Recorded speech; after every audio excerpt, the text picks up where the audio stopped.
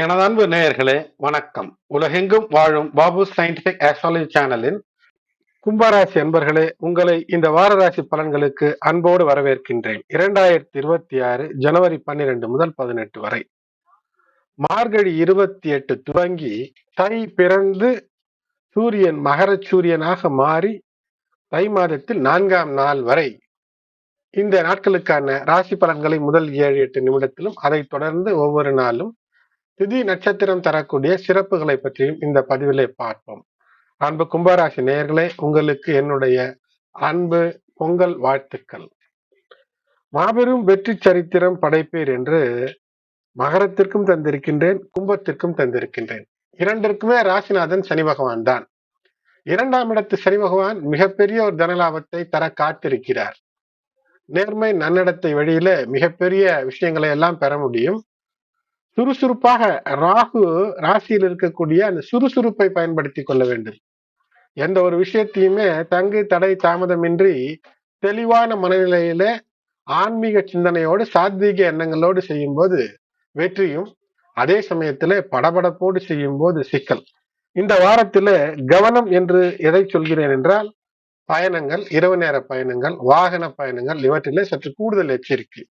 ஏனென்றால் விபத்து போன்ற நிகழ்வுகள் நடக்காமல் இருப்பதற்குத்தான் இதை முன்னெச்சரிக்கையாக உங்களுக்கு தருகின்றேன். வாரத்தினுடைய கடைசி பகுதியில் பொங்கலுக்கு பின்பாக தொழிலில வளர்ச்சி என்பது இருக்க அதிகப்படியான வாய்ப்பு என்பது இருக்கிறது.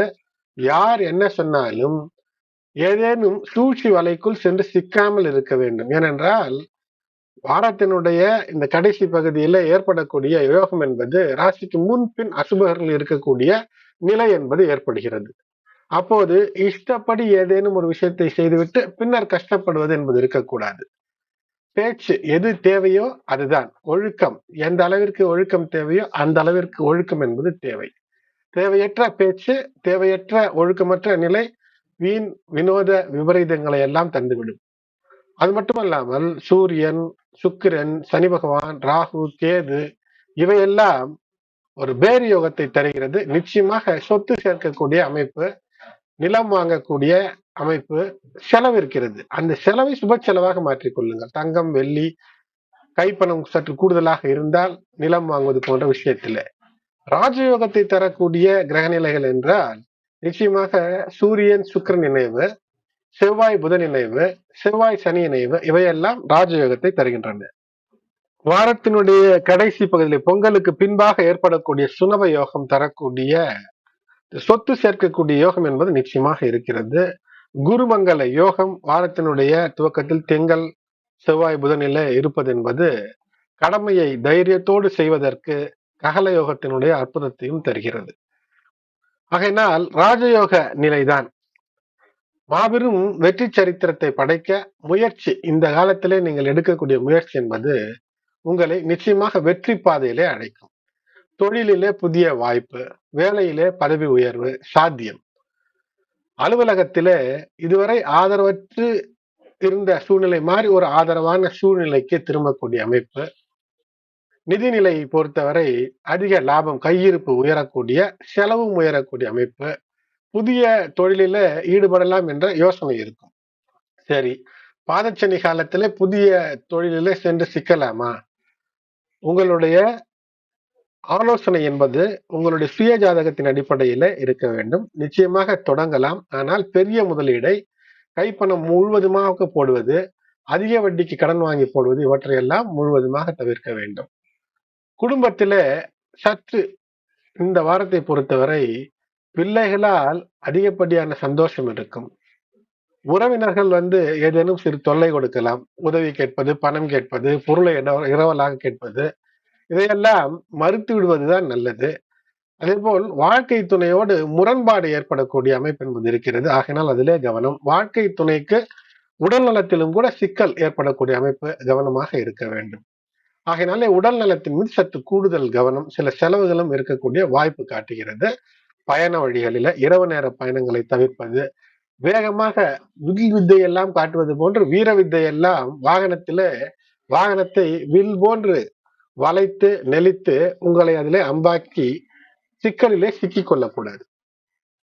வாகனத்தை பயன்படுத்துகிறீர்கள் என்றால் அதை தேவைக்கு மட்டும் பயன்படுத்த வேண்டும். வாயை பயன்படுத்துகிறீர்கள் என்றால் அதை பேச்சு, நல்ல பேச்சுக்கு மட்டும் பயன்படுத்த வேண்டும். இல்லை என்றால் இந்த வாரத்துல அருமையான, அற்புதமான வளர்ச்சிக்கான, வெற்றிக்கான, சரித்திரம் படைக்கக்கூடிய வெற்றிக்கான கிரக நிலைகளில அதை நீங்களாகவே சென்று கெடுத்துக் கொள்ளக்கூடாது. அற்புதமான கிரக நிலைகள், கிரக சூழ்நிலைகள் அமையும் போது வெற்றிக்கான வாய்ப்பை எப்படி பெற வேண்டும் என்று அந்த முனைப்பில் இருக்க வேண்டுமே அன்றி, ஆன்மீக நாட்டத்தின் மூலமாக வெற்றி பெற வேண்டுமே அன்றி, சாத்வீக எண்ணங்களோடு வெற்றி பெற வேண்டுமே அன்றி, குறுக்கு வழி, சட்டத்திற்கு புறம்பான விஷயம், உற்றார் உறவினரை தவறாக பயன்படுத்தி வெற்றி பெற்று விடலாம் என நினைப்பது, இவையெல்லாம் சட்ட சிக்கலில் தள்ளும். அரசு ஆட்சியாளர்களிடமிருந்து அனுகூல பலன்களை தரக்கூடிய ஒரு அமைப்பு, திடீர் வெற்றி உங்களுடைய வாழ்க்கை துணைக்கு கூட ஏற்படக்கூடிய அமைப்பு. ஆனால் வாழ்க்கை துணையினுடைய உடல் நலத்தில கவனம். வாழ்க்கை துணையோடு நீங்கள் முரண்படாமல் இருப்பது, சண்டை போடாமல் இருப்பது மிக முக்கியம். பூர்வ புண்ணிய நிலைகளிலே, அதாவது பூர்வீக சொத்துக்களிலே சில நிம்மதி பெருமூச்சு என்பது ஏற்படும். செலவுகள் உண்டு என்று சொன்னேன். அதனால் வாகனம், வீடு, மாடு, மனை போன்ற விஷயங்கள் சாத்தியப்படக்கூடிய வாரமாக இருக்கிறது. ராசியிலே இருக்கக்கூடிய ராகு, ராகுவின் மீது இருக்கக்கூடிய குருவினுடைய பார்வை. ஆகையினால் எந்த ஒரு விஷயம் இருந்தாலும் சற்று பொறுமையாய் யோசித்து உடனடியாக செய்வது. அது எப்படி பொறுமையாய் யோசித்து உடனடியாக செய்வது என்றால், இன்று ஒரு விஷயம் செய்யலாம் என்று முடிவு செய்யும் போது அதற்கான ஆலோசனை உடனடியாக பார்ப்பது, செய்யலாம் என்று முடிவு செய்தவுடன் காலம் தாழ்த்தாமல் செய்வது. இது தெய்வ அருளினுடைய பலனாக நல்ல பணப்புழக்கத்தை ஏற்படுத்தும், தெய்வ கடாட்சத்தையும் லட்சுமி கடாட்சத்தையும் ஏற்படுத்தும். தெய்வ காரியங்களிலே மனம் என்பது லயிக்கும், ஈடுபடுவீர்கள். இந்த வாரம் முழுவதும் உங்களுக்கு பல நேர்மறையான பாசிட்டிவ் குரோத், பாசிட்டிவ் இன்ஃபுளுன்ஸ் இருக்கும். உங்களுடைய ராசிக்கு 7ல கேது. அதனால் தேவையே இல்லாமல் வாகனம் ஓட்டுவதை முழுவதுமாக தவிருங்கள். உங்களுடைய படைப்பு திறமை அல்லது இந்த கிரியேட்டிவ் எபிலிட்டி அதை சரியாக பயன்படுத்தினீர்கள் என்றால் வெற்றி, கடின உழைப்பின் பலனை சாதகமாக நீங்கள் அனுபவிக்க முடியும் இந்த வாரத்தில். மாணவர்கள் உங்களுடைய வெற்றி, கும்பராசி மாணவர்கள் உங்களுடைய வெற்றியை கண்டு அண்டை அயலார் பொறாமைப்படக்கூடிய அளவிற்கு இருக்கும். திடீரென்று வரக்கூடிய அதிர்ஷ்டத்தை பாசிட்டிவ் திங்கிங் மூலமாகவே பெறுவதற்கான வாய்ப்பை தேடுங்கள். ராகுவிற்கான வழிபாடு, துர்க்கையம்மன் வழிபாடு, உக்ர பெண் தெய்வ சன்னிதானங்கள் சென்று ராகுகால வேளையில விளக்கேற்றி வழிபாடு, முருகனுக்கான வழிபாடு, இவையெல்லாம் நல்ல முறையில உங்களுடைய வாழ்க்கையில மாபெரும் ஏற்றங்களை தரும். தேவையான விஷயங்களில வளத்தை தரும். அவிட்டம் 3, 4 பாதங்களிலே பிறந்திருப்பவர்களுக்கு செவ்வாயினுடைய இந்த சஞ்சாரம் என்பது தடைப்பட்ட வேலைகளை தைரியமாக எடுத்து முடித்து பணம் வர வேண்டும் என்றால் அதையும் பெற்று புதிய வீடு, வாகனங்கள் வாங்கக்கூடிய அமைப்பு என்பது இருக்கும். சதயம், ராகு ராசியிலே இருக்கிறார். ராகுவினுடைய நட்சத்திரம் சதயம். அதனால் உங்களுக்கு வெளி முயற்சிகள், வெளியூர், வெளிநாடு, வெளிமக்கள் மூலமாக நிச்சயமாக ஆதாயம் இருக்கும். வேலையில இருப்பவர்களுக்கு அடிக்கடி இருந்த பிரச்சனைகள் எல்லாம் நீங்கி இப்போது வெற்றிக்கான வழி துவங்கும்.